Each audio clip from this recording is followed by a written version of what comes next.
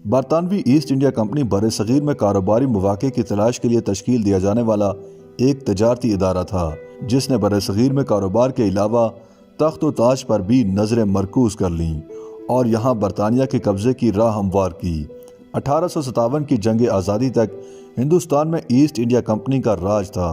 उसके बाद हिंदुस्तान बराह रास्त ताज बरतानिया के ज़ेर नगी आ गया।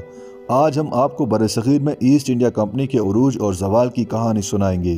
आज से 400 साल कबल बरतानिया की मलका एलिज़ाबेथ अव्वल ने लंदन के 200 से ज़ायद बासर अफराद और ताजरों की कंपनी को मशरिकी एशिया में तजारत पर उजारादारी अनायत की। कंपनी का पहला सफ़र 13 फरवरी 1601 को सर जेम्स लेन कास्टर की क़यादत में शुरू हुआ, जो साउथ अफ्रीका में मौजूद कैप ऑफ होप से होता हुआ आज के इंडोनेशिया और करीबी इलाकों में पहुंचा। जून 1603 में जब 4 जहाज़ों पर मुश्तमिल बहरी बेड़ा वापस लंदन पहुंचा तो वो दारचीनी, मिर्च और लौंग की 900 टन से ज़ायद मिकदार लिए हुए था। ये गर्म मसाले आज इंडोनेशिया कहलाने वाले इलाकों से खरीदे गए थे। इस खरीदारी से कंपनी के 218 शेयर होल्डर्स को 300 गुना मुनाफा हुआ। उस दौर में यूरोप का नौ आज़ाद मुल्क हॉलैंड मसालेहजात की तिजारत पर अपनी मुआशी मजबूती की वजह से छा चुका था। इसलिए अंग्रेज़ों ने फैसला किया कि मसालेहजात को उन पर छोड़कर भारत से कपड़े और दीगर एशिया पर तवज्जो मरकूज़ की जाए। चनाचे अगस्त 1608 में कैप्टन विलियम हॉकिंस ने अपना जहाज़ हेक्टर इंडिया की बंदरगाह सूरत, जो आजकल गुजरात रियासत में शामिल है, पर लंगर अंदाज किया और यूं ईस्ट इंडिया कंपनी इंडिया पहुंच गई।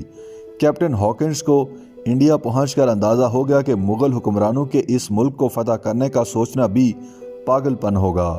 तब मुग़ल बादशाह के पास 40 लाख अफराद पर मुश्तमिल फ़ौज मौजूद थी।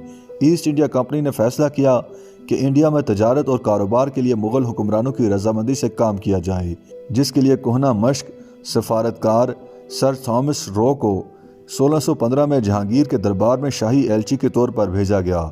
बादशाह को इंग्लैंड और आयरलैंड से लाए शिकारी कुत्तों समेत बेशकीमती तोहफ़े पेश किए। 3 साल की मुश्किल सफारतकारी के बाद sir Thomas east India company की सूरत में फैक्ट्री के लिए मुग़ल शहनशाह का शाही फरमान और चंद दीगर रियायतें हासिल करने में कामयाब हो गए। कंपनी ने अगले 100 साल तक मुग़लों की खुशनुदी के हसूल को अपनी पॉलिसी बनाए रखा। ईस्ट इंडिया कंपनी ने 1626 में भारतीय शहर अरमागोन में एक महफूज अड्डा बनाया, फिर मद्रास में एक तजारती कॉलोनी आबाद की। कंपनी की दूसरी आबादी बॉम्बे में कायम हुई। 1681 में कंपनी की डायरेक्टरशिप सर जॉयस चाइल्ड के हाथ में आई तो कंपनी के अहलकारों ने उन्हें शिकायत की कि बंगाल में नवाब शाइस्ता खान के अहलकार टैक्स और दीगर मामलात में कंपनी के कारिंदों को तंग करते हैं। चाइल्ड ने सोचा कि मुग़लों को सबक सिखाया जाए। इस मकसद के लिए उसने इंग्लैंड के बादशाह को ख़त लिखा कि उसे फ़ौजी मदद मुहैया की जाए। चनाचे 1686 में लंदन से एक बड़ा बहरी बेड़ा बंगाल की तरफ रवाना हुआ, जिसमें 19 जंगी जहाज़, 200 तोपें और 600 फ़ौजी सवार थे। शायद चाइल्ड ने दुनिया के सबसे अमीर बादशाह से गलत वक्त में पंगा ले लिया था। जब बरतानवी बेड़ा इंडिया पहुंचा तो मुग़ल बादशाह दक्कन में 2 मुकामी फतूहात से फारिग ही हुआ था और उसकी फ़ौज मुकम्मल तैयार थी। चनाचे बरतानवी फ़ौजियों को मुग़ल फ़ौज ने मक्खियों की तरह मारा और उसके बाद कंपनी की बंगाल में 5 फैक्ट्रियों को तहस नहस करके सब अंग्रेज़ों को बंगाल से निकाल बाहर किया। इसी तरह सूरत की फैक्ट्री भी बंद कर दी गई, जबकि बॉम्बे को ब्लॉक कर दिया गया। ईस्ट इंडिया कंपनी के मुलाजमों को जंजीरों से बांधकर शहरों में घुमाया गया और उनको चोरों और कातलों की तरह शदीद हितक का निशाना बनाया गया।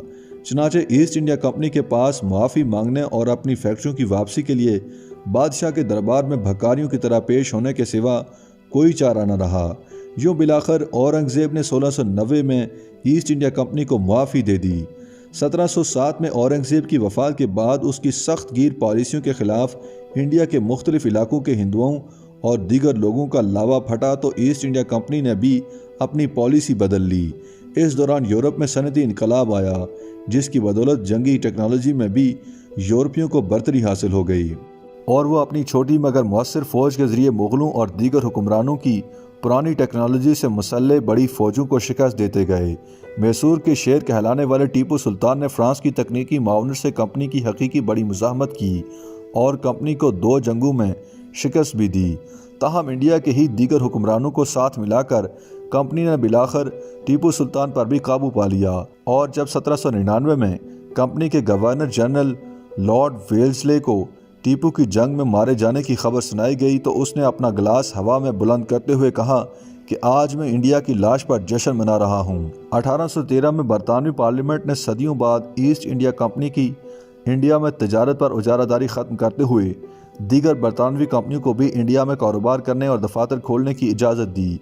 1833 में सालों की मुसलसल कोशिशों के बाद कंपनी के बरतानवी मुखालफिन गालिब आ गए और बरतानवी पार्लियामेंट ने एक बिल पास किया जिसके तहत ईस्ट इंडिया कंपनी से हक़ तजारत छीन लिया और उसे एक गवर्निंग कॉरपोरेशन में बदल दिया।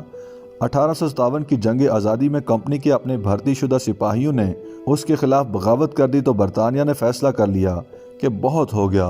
9 माह की बेयकीनी के बाद आखिर कंपनी ने बगावत कुचल दी। बरतानवी मलका विक्टोरिया ने कंपनी के इख्तियारात ख़त्म करके इंडिया का इंतज़ाम बराह रास्त संभाल लिया और कंपनी की फ़ौज को बरतानवी फ़ौज में ज़म करके उसकी नेवी ख़त्म कर दी गई, जिसके बाद ईस्ट इंडिया कंपनी खामोशी से तारीख के अवराक में गुम हो गई। YouTube पर गूगली न्यूज देखने के लिए youtube.com की सर्च बार में गूगली न्यूज टीवी टाइप करें। गूगली न्यूज के पेज पर सुर्ख रंग के सब्सक्रिप्शन वाले बटन पर क्लिक करना ना भूलिए। YouTube पेज पर अपलोड होने वाली वीडियोस से बाखबर रहने के लिए बेल आइकन पर क्लिक कीजिए। आपको हर नई वीडियो के बारे में नोटिफिकेशन मौसूल हो जाएगा।